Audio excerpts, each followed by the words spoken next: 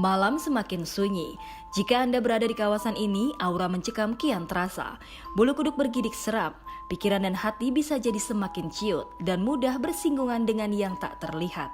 Ada beberapa yang saya lihat dengan sepeda motor ya, angkutan online ya Mbak ya, itu mengantarkan perempuan ke sini. Waktu melihat bangunannya ini tidak seperti ini Mbak, tapi megah gitu. Jadi kayak apartemen kayak besar gitu.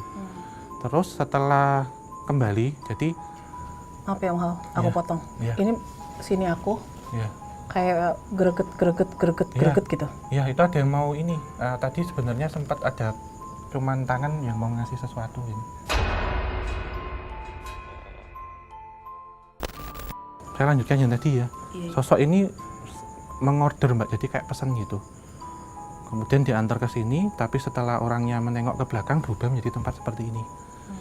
Karena apa ya? Terkadang mereka juga pakai kayak sesuatu aplikasi gitu untuk pesan order fiktif ya tanda kutip, tapi sebenarnya tidak fiktif, tapi mereka bisa komunikasi secara telekomunikasi itu ke alam kita.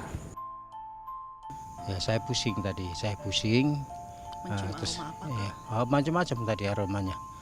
Saya bermacam-macam bau aroma macam-macam dari mulai wangi sampai yang busuk.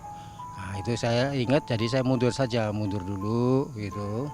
Kemudian nanti kalau yang pusingnya saya bisa maju lagi begitu.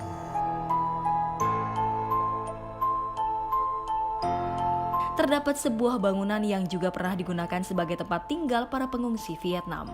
Di lokasi ini Om Hao melihat residual energi sepasang suami istri asal Vietnam yang terlihat murung dan sedih.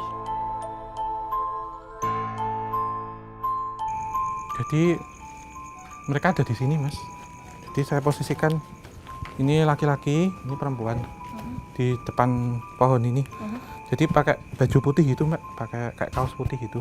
Yang laki-laki, kemudian yang perempuan seperti apa ya, bajunya itu baju biasa gitu, berdua dan pucat.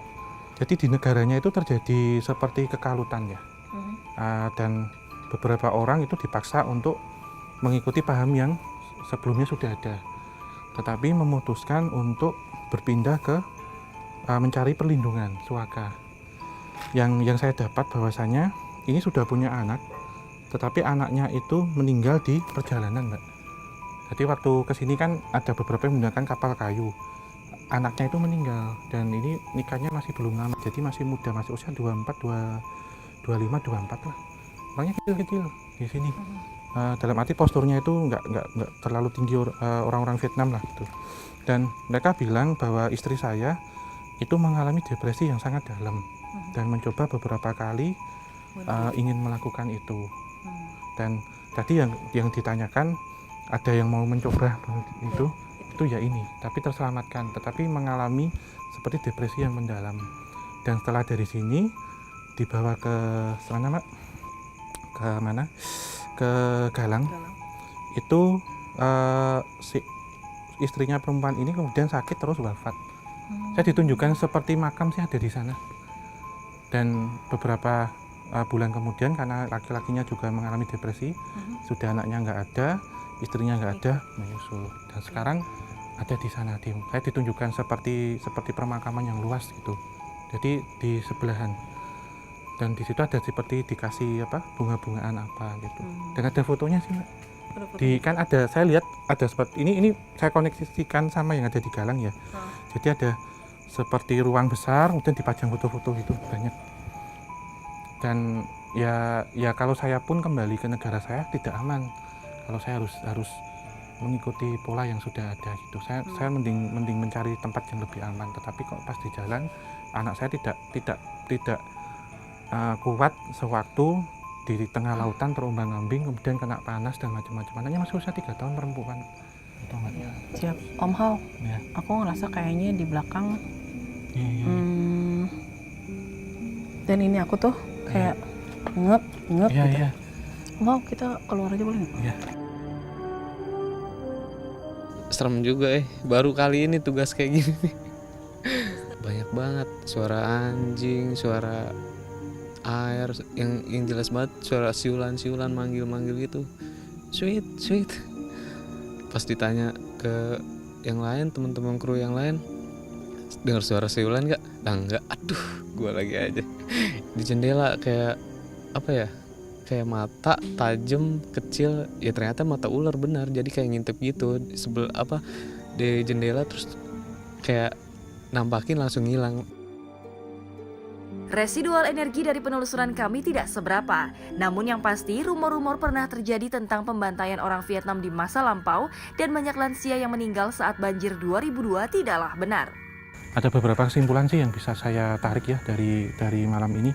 Yang pertama, tempat yang sudah kita kunjungin ini ternyata tidak terlalu banyak residual energi yang didapat dari cerita waktu dipakai untuk kamp pengungsi Vietnam pertama, yang kedua untuk panti jompo. Karena memang diperuntukkan kan hanya untuk tempat penampungan. Ya, tidak ada tragedi. Tidak ada tragedi sama sekali. Jadi beberapa cerita yang saya dengar tuh rumornya ada pembantaian macam-macam, ada orang yang meninggal terkena banjir, ada yang bunuh diri dan macam-macam. Kalau bunuh diri percobaannya sih ada, cuman tidak sampai memakan korban ya.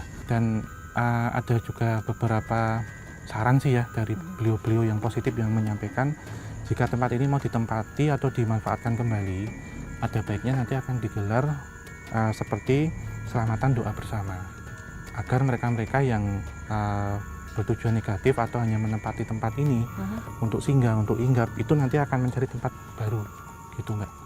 Tidak akan mengganggu prosesnya ataupun warga yang nanti akan membangun tempat ini kembali, gitu.